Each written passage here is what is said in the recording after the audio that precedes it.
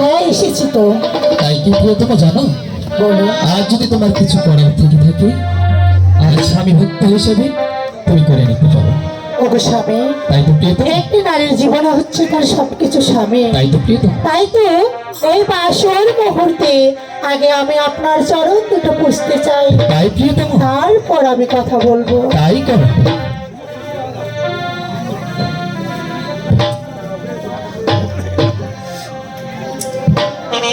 ওই তোমার চরণ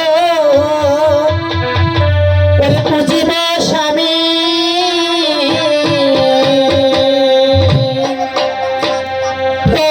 তোমার চরণ পুজিব স্বামী।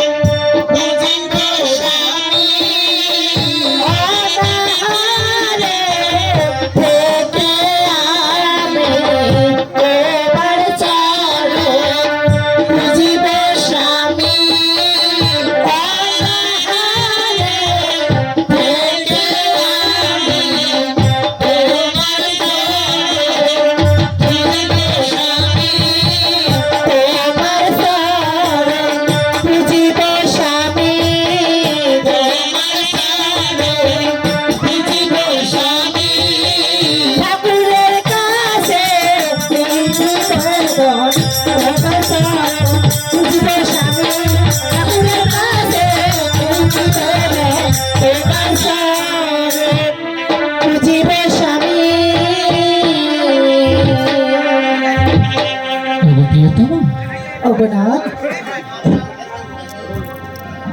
তোমার হয়ে গেছে।